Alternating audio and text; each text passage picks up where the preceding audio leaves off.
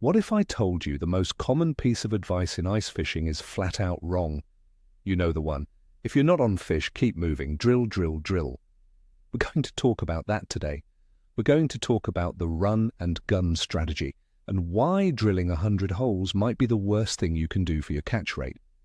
In this video, I'm going to show you why staying put, being patient, and drilling fewer holes can lead to bigger and better fish. The truth is, the reason the fish aren't biting might be because you're literally announcing your arrival with a chainsaw and scaring them all out of the county. So let me ask you before we even start, are you a run and gun fisherman, or do you prefer to wait it out? Drop a comment and let me know your style.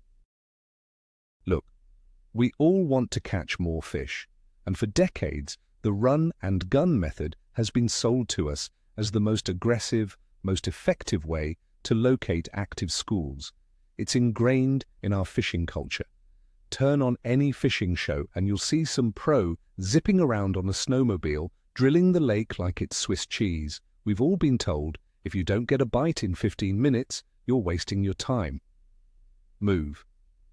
This advice comes from a good place. It comes from the fear of sitting on a dead spot while the fish are biting just 50 yards away. It feels proactive. It feels like you're hunting. But this habit, this constant need to be moving, ignores one of the most fundamental truths about the fish we're trying to catch. They don't like loud noises, and they really don't like things stomping around on their ceiling. Let's start with the big myth. The myth of constant motion. Picture that guy out on the ice. He drills a hole, drops his transducer, jigs for maybe 5 minutes, then packs it all up and sprints 100 yards away to do it all over again. It looks impressive. It looks like he's working hard.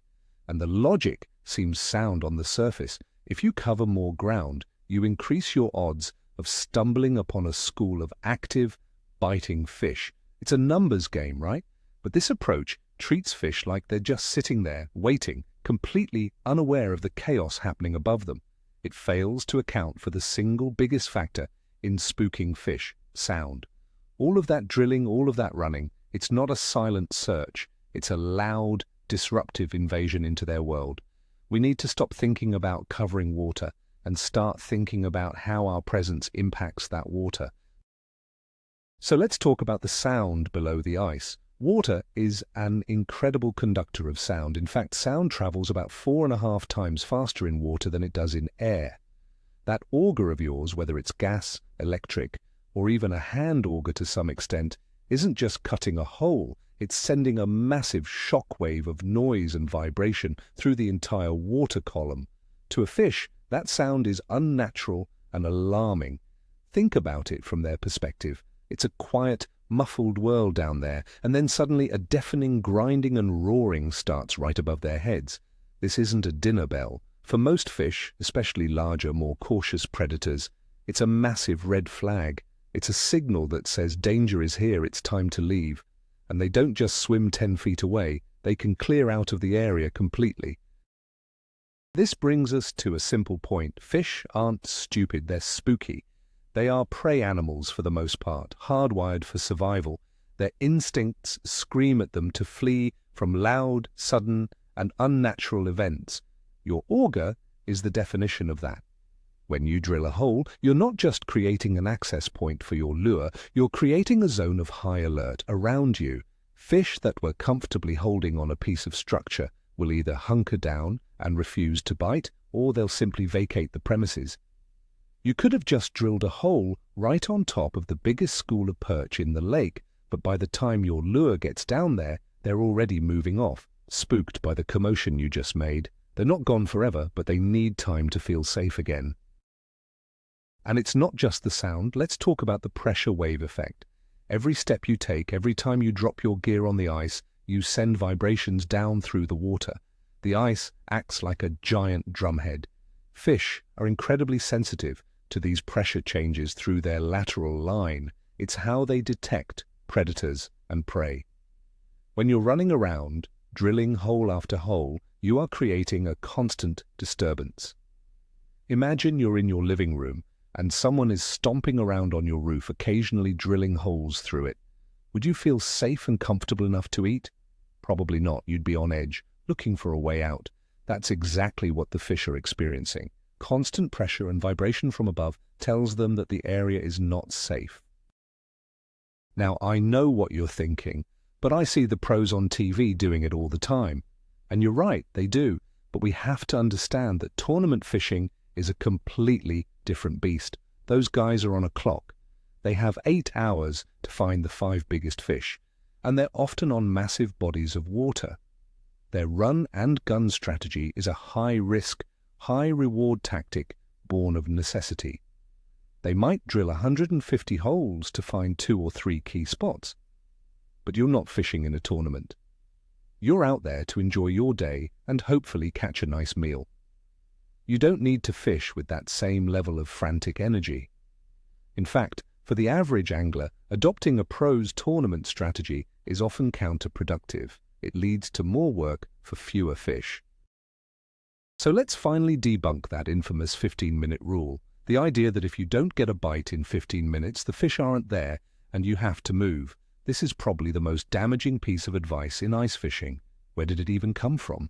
It's simple and easy to remember, but it completely ignores the settling-in period. After you've just blasted a hole with an auger, the fish in the immediate area are spooked. It can take more than 15 minutes for them to calm down and for curious fish from further away to move in and investigate your lure. By leaving after only 15 minutes, you're often abandoning the spot right before it was about to turn on. You do all the disruptive work and then leave before you can reap any of the rewards. Instead of running and gunning, let's talk about the concept of settling a spot. This is the patient angler's secret weapon. When you drill your holes, you need to give the area time to recover. The noise stops, the vibrations cease. The fish that were spooked start to feel safe again. They might cautiously return to the structure you drilled over. Other curious fish like perch or crappie might hear the subtle plink of your lure and come in to investigate what's going on. This doesn't happen in 2 minutes. Think of it like letting the dust settle. You've made a huge mess, and you need to give the underwater world a chance to get back to normal before you can expect the residents to start eating. This is a fundamental shift in mindset from finding fish to attracting them. Let me tell you a quick story to illustrate the power of patience. I was out on a lake known for tough walleye fishing.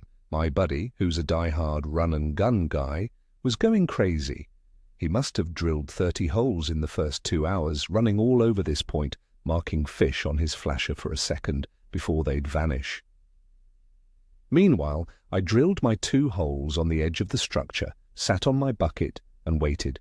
For the first hour, nothing, not a single mark. My buddy was giving me a hard time, saying I was wasting the day, but I just sat there, jigging patiently. Then, about 90 minutes in, a single red line appeared on my screen. It slowly rose to my lure and bam, a beautiful 26-inch walleye. I ended the day with 3 nice fish. My buddy ended the day exhausted, with a lot of holes drilled and nothing to show for it. Your electronics, like a flasher or a sonar unit, are your best friend in this patient approach, but you have to use them correctly. Many people use them to simply confirm if fish are there right now. They drop the transducer, see nothing, and immediately move. That's the wrong way to think. You should use your electronics to watch how a spot develops over time. Drop your lure, start jigging, and watch. You might not see anything for 20 minutes. Then you might see a small flicker at the bottom. That's a fish coming in to investigate. Now you can watch its mood. Does it come in aggressively, or does it hang back cautiously? This is valuable information that you completely miss if you only give a spot 5 minutes. Your flasher is a tool for observation, not just a fish detector. This leads to what I call the ghost fish phenomenon. You see it all the time. You drill a hole, drop your transducer, and for a split second you mark a whole school of fish. Then just as quickly they're gone, vanished. What happened? You didn't imagine them. They were there. But the sound of your auger and the commotion right above them was the last straw. They bolted. The run-and-gun angler sees that and thinks, okay, fish were here, I just missed them, and then drills another hole 10 feet away, doing the exact same thing and spooking them again. The patient angler sees that and thinks, okay, fish are in this area, but they're spooky. I need to sit tight, be quiet, and let them come back to me. Those ghosts are real fish. You just have to give them a reason to feel safe enough to return. So the big question is, how long should you actually wait? There's no magic number, but 15 minutes is almost always too short. As a general rule of thumb, you should give a new spot at least 30 to 45 minutes, especially after drilling.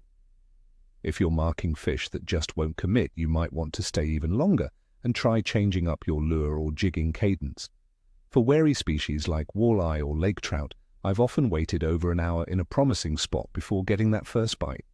Once that first fish bites, it often triggers others to get active. Remember, you're waiting for the environment to normalize and for your presentation to attract fish. This process takes time, far more time than the old rules of thumb would have you believe. When you decide to stay put, your jigging strategy changes completely. It's no longer a quick 5-minute audition to see if anyone is home and wants to bite immediately. Your jigging now becomes a beacon. It's an advertisement. You're using sound and vibration in a positive way. The subtle clicks of your lure, the thump of it hitting the bottom, the flash of the spoon. These are the things that draw curious fish in from a distance. You are building interest in your little patch of real estate. Over time, that consistent, subtle noise can be far more effective at calling fish in than an auger is at scaring them away. You're creating a lifelike presence in the water, which is exactly what you want. Now, I have to be fair. The run-and-gun strategy isn't completely useless. There are times when it absolutely works and is the right tool for the job.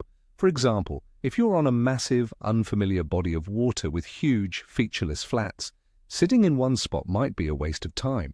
In that scenario, moving and drilling is necessary to simply locate where the fish might be staging. It's also effective for highly aggressive, roaming schools of fish, like some crappy populations that are constantly on the move. The mistake isn't using the tactic at all. The mistake is using it as your only tactic in every situation without thinking about the negative impact it's having on the fish. The best approach, in my opinion, is a hybrid model, a smarter way to fish. Instead of drilling one hole and moving on, think in terms of hubs or pods.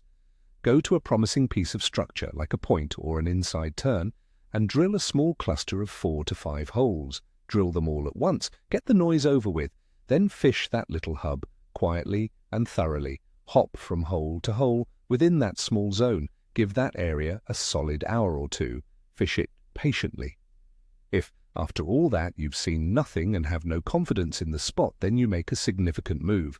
Not 50 feet. Make a move of a few hundred yards to a completely different piece of structure.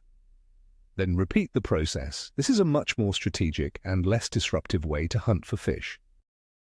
I want you to start thinking like a hunter, not a machine gunner. A skilled deer hunter doesn't just run through the woods hoping to stumble upon a deer. That would be absurd. They scout, find a promising area with good signs, set up in a strategic location, and then they wait. They use stealth and patience to their advantage. Ice fishing should be no different. You're a predator. Your job is to ambush your prey, not chase them all over the lake with a loud machine. Use your lake map, use your knowledge, pick a high percentage spot, and then hunt it effectively. That means being quiet, being patient, and having confidence in your chosen location. The frantic machine gun approach rarely works on cautious, intelligent animals, and fish are no exception. Let's talk about the element of stealth because it's crucial to this patient style. Your noise reduction plan starts before you even drill. When you get to your spot, walk lightly. Don't throw your gear down on the ice. Set it down gently.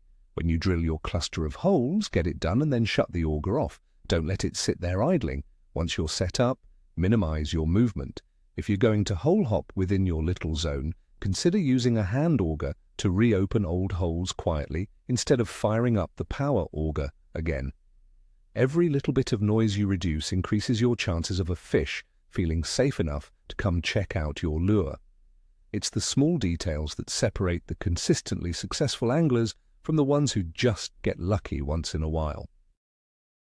Honestly, the biggest battle in adopting this method is the confidence game. It's all in your head. It takes serious mental fortitude to sit still on your bucket when you see 5 other guys running around the lake, drilling holes and looking busy. Your brain will start telling you that you're in the wrong spot, that the fish are over there where that guy is. You have to learn to trust your research, trust your electronics, and trust the process. Confidence in your spot is key. When you truly believe that you are in a good area, it becomes much easier to patiently wait for the fish to come to you, rather than feeling the frantic need to go chase them. And when that patience pays off with a big fish, that confidence will grow tenfold. A lot of this work can be done before you even start the auger. Learn to read the signs without drilling. Use a good lake map, either on paper or on your fish finder's GPS. Look for points, inside turns, saddles, and underwater humps. When you get to the lake, look for pressure ridges which often form over underwater structure. Look for clusters of old holes in a specific area. That tells you that someone else found fish there at some point. By doing this pre-planning, you can pick your hub location with a high degree of confidence before you ever make a sound. You're replacing random drilling with an educated, strategic decision. This is a game of chess, not checkers. It's also important to remember that different species react differently to pressure. Let's take perch versus walleye as a case study. A big school of aggressive perch might be a little startled by the auger, but their competitive nature and curiosity often make them come back pretty quickly. They might even be attracted to the commotion. A big, old, wary walleye, on the other hand, is a completely different animal. They are notoriously spooky. At the first sign of unnatural noise or vibration from above, they will either bury themselves in the bottom or slowly slide off the structure into deep water. Your patient, stealthy approach is absolutely critical for targeting these older, smarter fish. The run-and-gun method might catch you a few small, aggressive perch, but it will rarely fool a trophy walleye. So here's your new game plan, your new mission should you choose to accept it. Next time you go out, resist the urge to drill the lake into oblivion. Pick 1, maybe 2, high-percentage spots for your trip. When you get to your first spot, drill a small pod of 4 or 5 holes and then put the auger away. Fish that pod thoroughly. Quietly move between those holes. Use your electronics to watch for signs of life. Give that spot a minimum of 1 hour, maybe even 2. Force yourself to be patient. Trust that you made a good choice. I challenge you to try this just once. I guarantee that by fishing slower and smarter, you will not only end the day feeling more relaxed, but you'll likely end it with more and bigger fish in your bucket. So let's wrap this up. We've been taught for years that covering water is the key, but today we've seen that maybe, just maybe, the key isn't running around. It's sitting still. The biggest takeaway, the real aha moment here, is realizing that you might be the single biggest reason the fish aren't biting. All that noise, all that commotion, you're unintentionally sabotaging your own efforts. Changing your mindset from a frantic search to a patient hunt can fundamentally change your results. It's not about being lazy, it's about being strategic. It's about understanding the creature you're trying to catch and using its own behavior to your advantage. Thank you so much for watching and for being willing to challenge the old way of doing things. If this video gave you a new perspective, do me a favor and hit that like button and make sure you're subscribed so you don't miss the next one. Now I want to hear from you. What's the longest you've ever waited in one spot before it paid off with a big fish? Share your stories of patience in the comments below.